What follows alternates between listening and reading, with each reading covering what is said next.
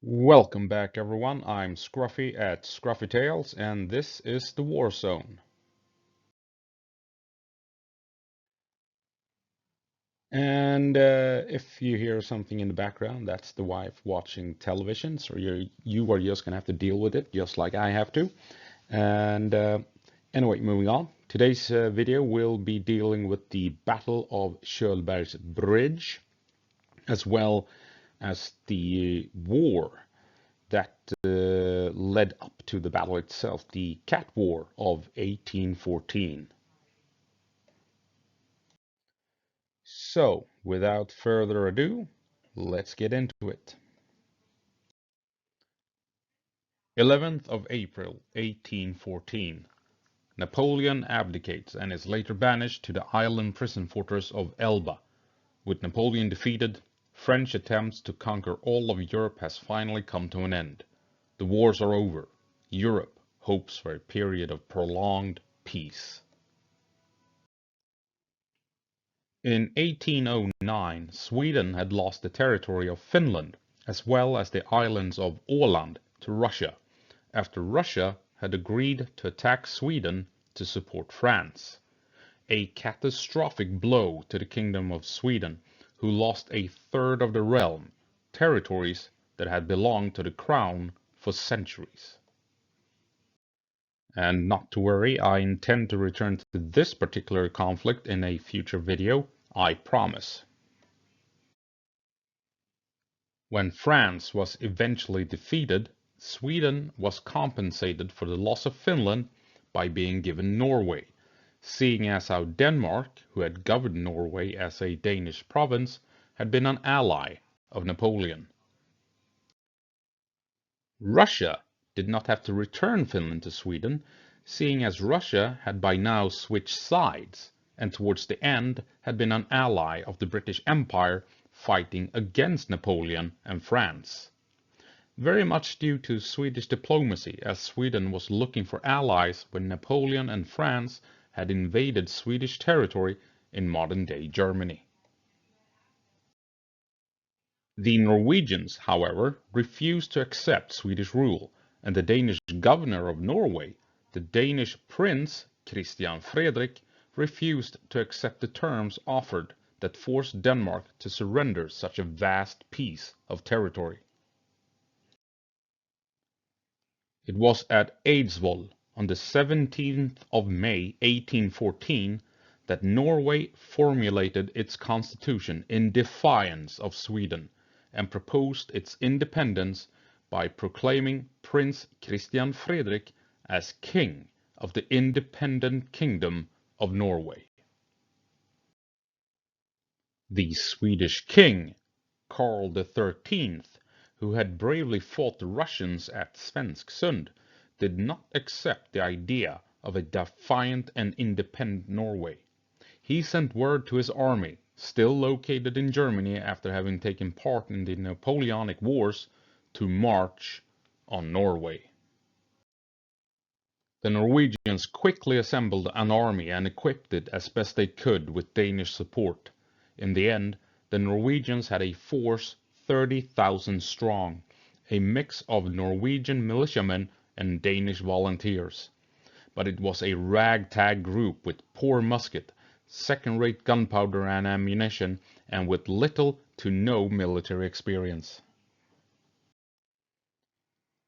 On the 26th of July 1814, the Swedish army began the campaign to subdue Norway with military force.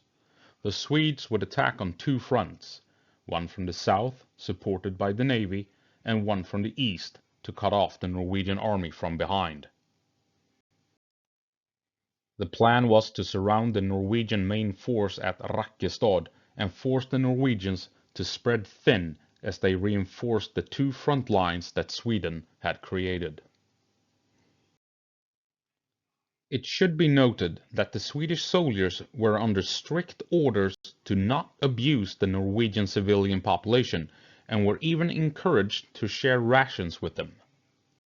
The orders had come from the Swedish crown prince who was in charge of the campaign. He wanted to ensure that his future subjects in Norway would not have any additional reasons to revolt once Norway had been subjugated. The attack from the east marched on the town of Kongsvinger, reaching as far as the village of Lier at modern-day Granli, but was here defeated by a Norwegian force that outnumbered the Swedes. The Swedes were forced to fall back towards the border, and at the small village of Martrand, on the 5th of August, the Norwegians caught up with the fleeing Swedes, and during the battle the Swedes would take the heaviest losses in the war, with some 340 killed and wounded during a single engagement. In the south, things would work out better for the Swedes, with shorter supply lines, support from the navy, and relying on troops who were veterans from the Napoleonic Wars. On the 29th of July 1814, the Swedish Navy secured the Val Islands after a brief skirmish with the Norwegian Navy.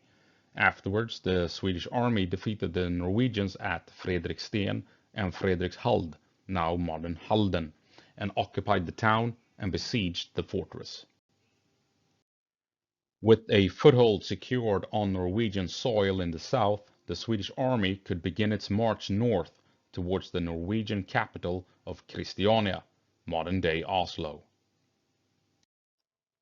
Only a few days later, the Swedes had secured the vital town of Fredrikstad, but it was at this point in time that the second Swedish army further north had suffered its heavy defeat at Martrand.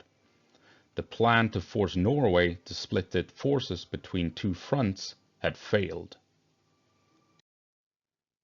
The Swedish army was commanded by the future King of Sweden, Crown Prince Carl XIV Johan, perhaps best known in history as John Baptiste Bernadotte, one of Napoleon's most trusted, most experienced, and most competent generals, having received the highest honor available for a French officer, the title Marshal of France. Bernadotte had forfeited his good graces with Napoleon, formed an alliance with France, and was now intent on relying on all of his wartime experiences to defeat Norway in battle. The Swedes had hopes that their adopted crown prince would use his skills as a general to reclaim Finland, but Bernadotte instead had ambitions to the west. Bernadotte had now at his disposal an army of 45,000 Swedes who had seen battle against France and its allies, and he was now fighting a ragtag militia of Norwegians and Danes without military experience or properly trained officers to lead them. Between the 29th of July and the 11th of August of 1814, 17 battles were fought between the invading Swedes and the defiant Norwegians. In total, Norway won 4 engagements, and one battle turned out a draw in the end. Sweden pushed on towards the Norwegian capital, racking up 12 victories against the Norwegians in barely 2 weeks' time. But with Norway having successfully defended Kongsvinger and won 2 larger engagements over the Swedish troops in that area, and in so doing having made sure that there was no second front the Swedes could attack from, Norway could still, with a proper defense, continue the war against the mighty Swedish army, with hopes of forcing the Swedes to sit down for negotiations on Norwegian terms. The Norwegians, despite having lost Fredrikstad early on, managed to mount an elastic defense along the river Glomma, where they would try and fight the Swedes when it suited the Norwegian army. The war would become known in Norway as the Cat War, with the Norwegian forces playing a dangerous game of cat and mouse with the superior Swedish army. One such engagement was the Norwegian victory at Langnesskans, outside modern-day Achim. The Norwegians managed to defend their fortified positions against 3 Swedish assaults, and even managed to launch a few attacks of their own. The Swedes lost some 100 of their experienced troops, killed and wounded, in the 3 assaults. Meanwhile, the Norwegian militiamen lost only 6 soldiers and 10 were wounded. The Swedes had charged through rainy and mud-soaked fields, making them easy targets for Norwegian artillery.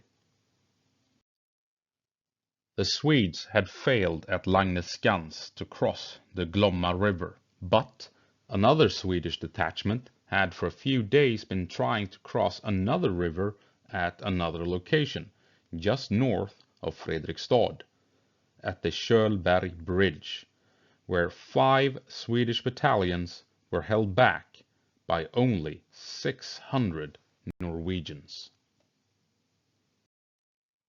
Negotiations were kept up all throughout the invasion. By now, the Swedes had their headquarters in Fredrikstad and the Norwegians had theirs in Moss.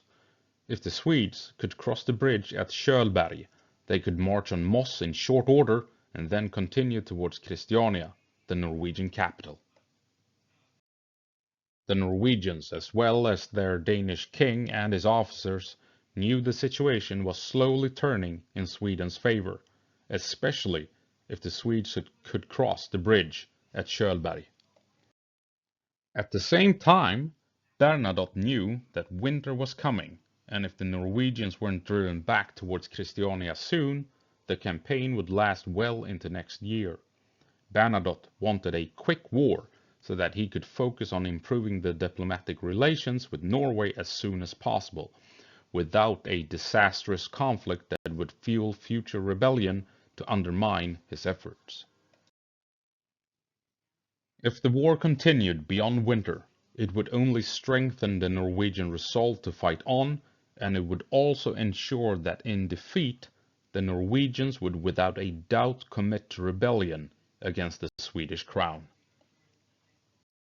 Jean-Baptiste Bernadotte decided to send an ultimatum to his Danish rival in Moss to put pressure on the Norwegians and their Danish allies. He gave this mission to a trusted ally among the Swedish nobility, Count Anders Fredrik Skjöldebrand, who also was the commanding officer of the Swedish cavalry. At the same time, Bernadotte sent word to his vanguard at Kjölberg Bridge, commanded by Major General Mörner, an experienced veteran who had commanded the troops landing at the Val Islands, had been a prisoner of war during the Napoleon Wars, and had served in the epic sea battles against Russia at Hoogland and the Viborg Gauntlet. The order was to secure the bridge and allow the army to push north and put pressure on the rebel king of Norway as he received the ultimatum. Skjöldebrand arrived at the Kjölberg Bridge and found that the Norwegians had destroyed it and had well-prepared defenses on the far side of the river. Calling out that he carried dispatches from the Swedish crown prince for the Norwegian king, he was escorted across and taken to a nearby farmstead. The Norwegians told Skjöldebrand and his small company that they would have to wait for word from Moss on what their fate would be. The Swedes had tried for some time to cross the destroyed bridge, but the Norwegian forces held good ground and could easily engage any Swedish engineers trying to reach the bridge to begin repairs. Snipers and marksmen would force the engineers to abandon any attempt to rebuild the bridge. The Swedes had 5 battalions and 8 cannons in place. Across the river, the Norwegians held with only 600 men and not a single cannon. The Swedes tried to suppress the Norwegians with salvos of canister shot, but despite this, the Norwegian marksmen denied the Swedish engineers any chance to repair the bridge. Mörner, the Swedish commander on the scene, grew tired of the Norwegians' audacious defense and ordered a company of Jaegers from his elite guard of grenadiers to cross the river and pave way for the rest of their forces. The officer in charge of these elite Jaegers was a young colonel named Karl Erik Skjöldebrand, the son of Anders Fredrik Skjöldebrand, the man that Bernadotte had sent to deliver the ultimatum to the Norwegian king. Colonel Kjölberg was not aware that his father was held as both captive and guest just across the river. In the early morning hours of the 14th of August, the Swedish Jaegers found a good place to cross the river in the cover of darkness. Colonel Kjölberg brought with him 75 Jaegers and successfully managed to get to the other side of the river without being discovered. They set up a perimeter and sent word back to the army. The way across was safe.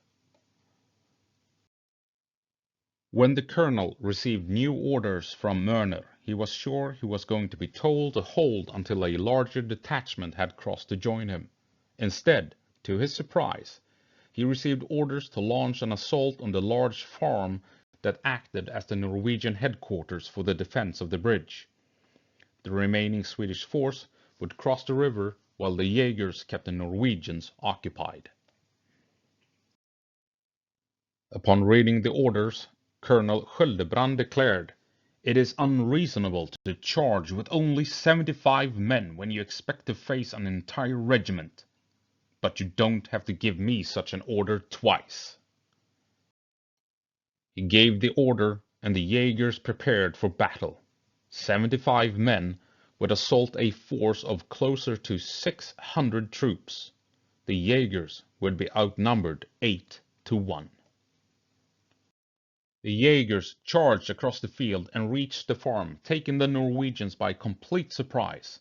The colonel's father, Count Kjölberg, was abruptly woken by the battle and forced out of his bed by the Norwegians and pushed into a wagon that took him at speed to Moss, now a captive rather than a guest under a flag of parley. Meanwhile, behind him, his son was leading the charge and taking the fight to the Norwegians, not knowing he was assaulting the buildings where his father was spending the night. The Jaegers quickly pushed into the farmstead and forced the Norwegians on the run.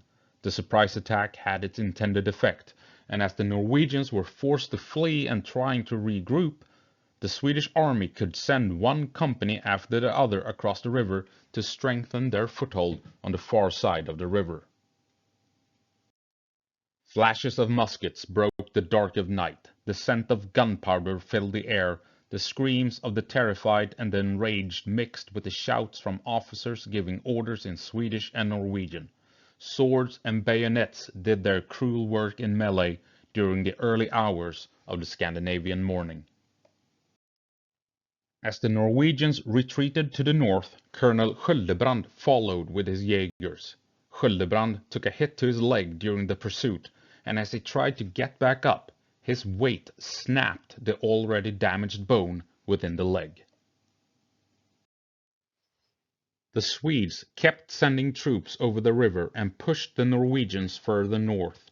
Around noon on the 14th of August, 4 kilometers north of Kjölberg Bridge, the final engagement took place around the farms of the village Örmen. The battle had now almost lasted for 10 hours. The Norwegians held for as long as they could, but with more and more Swedish companies crossing the river and joining the fight, there was nothing they could do. The Norwegian contingent fled, and the battle was over. Norway had lost 30 soldiers, with another 30 captured. Sweden had lost only 3 soldiers, despite the many hours of gunfire, and only 14 were wounded. At Moss, news of the defeat reached the Danish prince and his Norwegian generals. Count Kjölberg, whom had been brought to Moss by his captors, demanded in no uncertain terms a response to Bernadotte's ultimatum.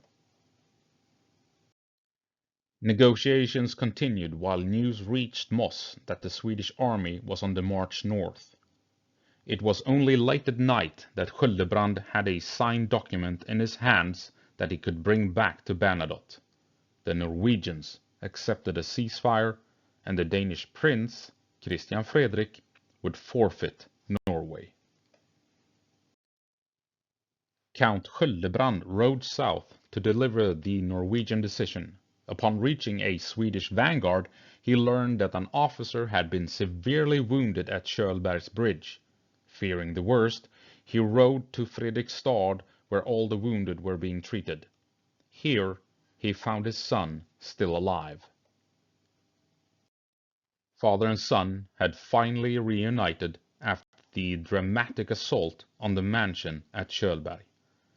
Colonel Kjölberg did not have to amputate his leg incredibly enough, despite the serious wound, and would receive the Order of the Sword from Bernadotte himself, a medal awarded for courage and outstanding service in times of war. The war was over after a couple of weeks of tough Norwegian resistance, with the Swedish army suffering a couple of bloody defeats, but in the end the Norwegians could not withstand the battle-hardened stubbornness of the Swedish veterans. The deadly game of cat and mouse of the Cat War was over. Denmark abandoned Norway, and Sweden and Norway entered into a union, although be it at gunpoint, to ease the tension between the Swedish rulers and their Norwegian subjects. In 1905, 91 years later, tension between the two countries grew in intensity once again, to the point that another war was all but inevitable. But, in the end, the Swedish and Norwegian delegations concluded that war would serve neither Sweden or Norway, and Sweden agreed to give Norway its independence without bloodshed. In 1905, the union was ended. Norway became a sovereign nation, and its official day of national celebration was, and still is to this day, the 17th of May. The very day in 1914 that Norway stood defiant in the face of its mighty big brother and wrote down its own constitution. A bold decision that led up to the events on the 14th of August, 1814, when 75 brave and elite Swedish Jaegers crossed the river in the cover of night and launched a surprise attack against an entrenched enemy that outnumbered the Jaegers 8-1.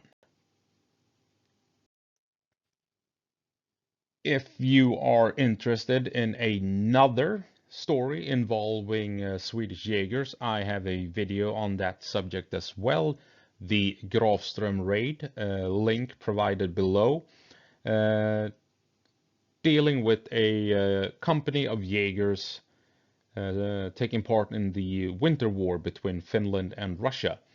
And the Jaegers end up behind enemy lines, cut off from friendly forces, and are forced to fight a Soviet battalion that outnumbers them 6-1. I highly recommend that video. I also have a video detailing Sweden's winter war, how Swedish soldiers ended up fighting together with Finland against Russia during the winter war. So please check that one out as well, if that interests you. Beyond those two videos, I have 3 more videos that I recommend, detailing some incredible moments in Sweden's military history. We have the Battle of Svensksund, that a couple of the characters in this video took part in, where the Swedish Navy took on the Russian Navy in an incredibly epic battle involving some 500 to 600 warships. An incredible battle out at sea. Then we have Operation Jadex 1, where Swedish UN soldiers serving in Africa end up fighting a cannibal rebellion. Truly incredible story, and I'm very proud to have made that video, so I highly recommend Operation Jadex 1. And then of course we have Hold the Border 30 Seconds from Disaster, talking about the Whiskey on the Rocks incident, and just how close Sweden was to opening fire on Russian warships and potentially starting a war in the middle of the Cold War. So if you want to find out how close we were to a full-scale war between Sweden and Russia in 1981, please check out the video Hold the Border. And yeah, all the links are provided below. So if anything of this sounded interesting, please scroll down, find the video you're interested in, click it, and let me know in the comment sections what you think about it.